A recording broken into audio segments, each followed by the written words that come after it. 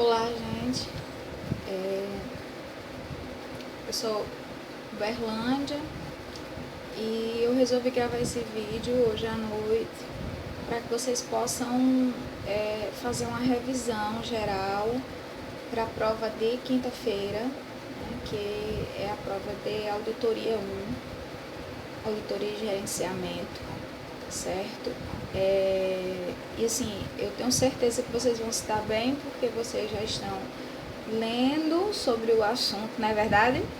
Lendo sobre o assunto durante o semestre, certo? E é o seguinte, eu preciso que vocês retornem e que reavaliem algumas situações sobre planejamento. O que a gente pode lembrar sobre planejamento estratégico situacional, que foi a corrente de planejamento que nós resolvemos focar em sala de aula. Existem outras correntes de pensamento, no entanto, aqui tem sido mais utilizada nos processos de gestão em saúde, nos serviços de saúde, né, tanto a nível central de gerenciamento, quanto em nível de equipe e em nível hospitalar, é o planejamento estratégico situacional. Né? E aí a gente precisa que vocês lembrem, né, que o Carlos Matos, que é considerado o autor, o mentor do planejamento estratégico situacional, pensou que o plano estratégico ele precisa ser conduzido por alguns métodos, o que ele chama de etapas, certo? E que as etapas, por sua vez, são o momento explicativo, o momento normativo, o momento estratégico e o momento tático operacional. O momento explicativo é aquele momento onde você define o diagnóstico da real situação que você está enfrentando. O momento normativo é aquele momento onde você reflete e constrói a normatização do seu plano operativo. O momento estratégico, né, é a definição das estratégias que serão empregadas. E o momento tático operacional é o momento efetivamente de realização das ações, certo? Então, assim, no virtual de vocês, a gente inclui um texto, que é um texto do pesquisador Paim, sobre planejamento para não especialistas, que ele fala um pouco mais sobre a questão do planejamento estratégico situacional. É uma leitura que recomendo e que vocês podem facilmente baixar na internet. É algo que vai demandar para o resto da vida de vocês, é a questão do planejamento. Essencialmente, nós somos gerentes enquanto enfermeiros e precisamos trabalhar com estratégias de planejamento, certo? Preciso também que vocês relembrem quais são alguns instrumentos de gerenciamento que são utilizados pelo corpo de enfermagem.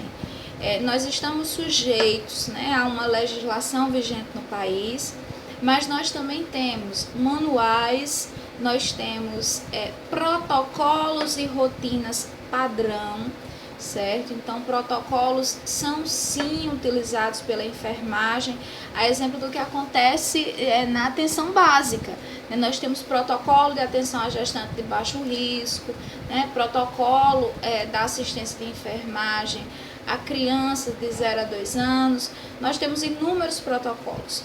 Temos os livros de registros de enfermagem, né, os livros de ocorrência, nós temos o próprio prontuário, que hoje, a sua grande maioria das unidades de saúde ainda é o prontuário impresso, mas nós já caminhamos para experiências de prontuário eletrônico.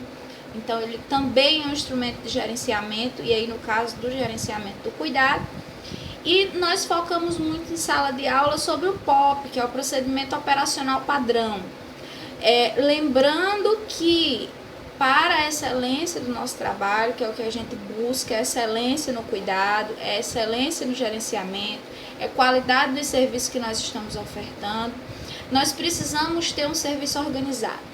E o procedimento operacional padrão, ele está focado exclusivamente na organização do trabalho, na melhoria do cuidado que o enfermeiro presta, na assistência que está sendo prestada dentro das unidades de saúde. Então é preciso que vocês pensem isso, né? Que ele é construído também por etapas, né? Não é só de responsabilidade do enfermeiro, Na grande maioria das vezes, quando você é contratado num hospital, o hospital, em seus setores, já tem procedimentos operacionais institucionalizados, não só o hospital, como as unidades de saúde a nível de atenção básica também. Então, não é uma coisa que você precisa chegar e construir, a não ser que o protocolo não exista. Lembrando que o procedimento operacional padrão precisa ser seguido, precisa ser organizado, ele precisa estar afixado em local público para que sua equipe, para que seu corpo técnico tenha consciência desse material que está sendo publicizado pela instituição, certo?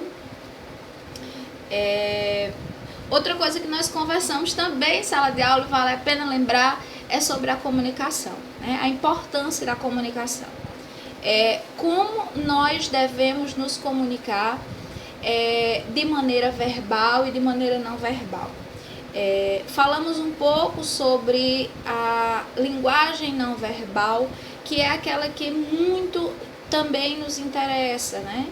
Porque a linguagem não verbal é aquela linguagem corporal, é a linguagem que não é dita. Citamos em sala de aula, por exemplo, a face de dor.